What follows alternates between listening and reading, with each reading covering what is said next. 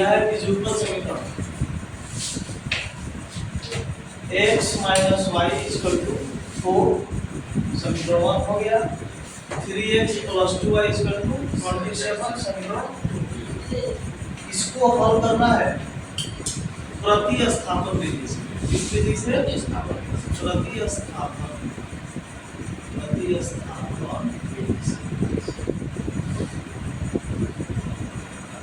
देखिए प्रतिस्थापन विधि में क्या करते हैं, सबसे पहले किसी एक समीकरण से x का मान y के पदों में या y का मान x के पदों में निकाल करके और किसी दूसरे वाले जो उसका दूसरा समीकरण होता है उसमें हम रखते हैं। अगर उसको संतुष्ट कर रहा है तो उसको प्रतिस्थापित करते हैं। कैसे?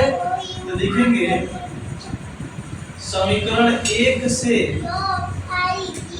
x का मान y के पदों में, y के पदों में, तो x का मान y के पदों में निकालने के लिए x बराबर हम निकालेंगे। समीकरण 1 हमारा है x minus y equal to 4, तो y के पदों में निकालना है तो हम क्या करेंगे, x is equal to 4 plus y, या हम लिख सकते हैं x is equal to y plus 4। इसको हम लिख सकते हैं समीकरण 3।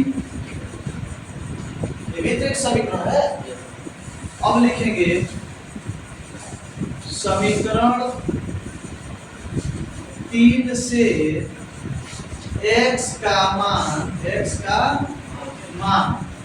अब हम 1 से समीकरण 3 बनाए हैं, तो 1 से बनाए हैं तो x का मान अब हम 1 में नहीं रखेंगे, किसमें रखेंगे, 2 में रखेंगे। तो समीकरण 3 से x का मान समीकरण 2 में रखने पर, ठीक है, या प्रतिस्थापित करने पर,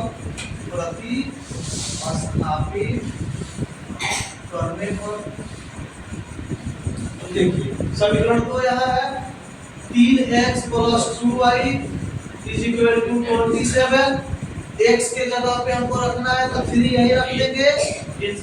x इक्वल टू कितना था समीकरण 3 में, y प्लस 4, हमने लिखा y प्लस 4, इसका मान भर दिए, plus 2y is equal to 27, 3 से मल्टीप्लाई होगा, 3y प्लस 3 4 जा 12 plus 2y is equal to 27।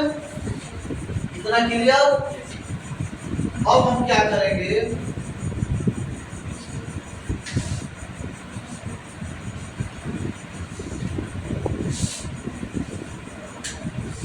इसको इधर लिख रहा है, यहाँ लिख रहा है, ठीक है, कितना आया 3y plus 12 plus 2y is equal to 27।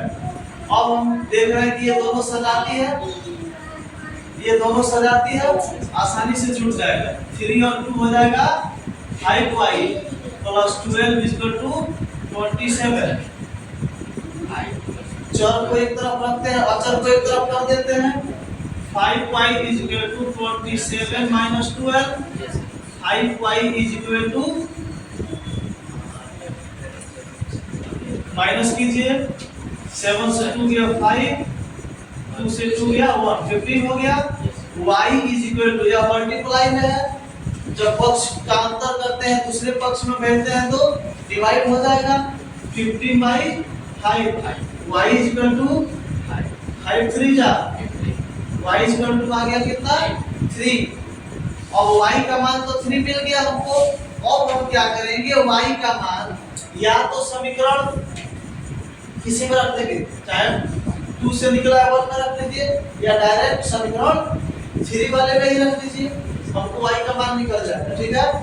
इस मान को हम यहाँ निकालना है,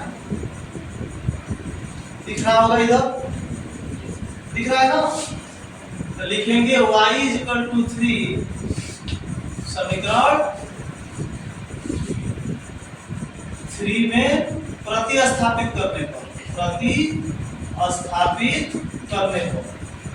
समीकरण 3 किधर है, यहाँ है, x is equal to y plus 4,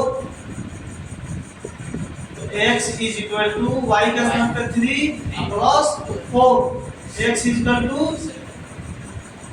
3 और 4 कितना होता है 7। अब हम एक बार क्या करते हैं, x equal to 7, y equal to कितना 3, मान तो हमारा निकल गया।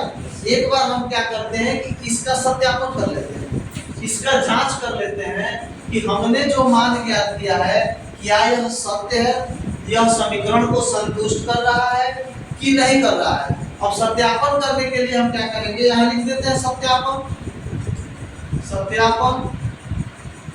अब सबसे पहले समीकरण लेंगे, x minus y is equal to 4। सत्यापन करने पर अगर दोनों पक्ष आपस में बराबर हो जा रहा है तब तो यह हमारा मान सही है, अगर नहीं हो रहा है तो हमारा मान सही नहीं है। कैसे, x के जगह पे x का मान रखेंगे 7, y के जगह पे y का मान रखें 3, यहाँ बीच में माइनस है तो -3 इज इक्वल टू 4, या जब तक 7 से 3 माइनस करेंगे कितना होगा 4 इज इक्वल टू 4, यानी LHS is equal to RHS। दोनों पक्ष हमारा बराबर हो रहा है, इसलिए दिया हुआ मान हमारा क्या है सही है, सत्यापित हो रहा है। कोई दिक्कत, आसानी से हम सत्यापन प्रतिस्थापन विधि से मान निकालेंगे, कोई परेशानी किसी को नहीं।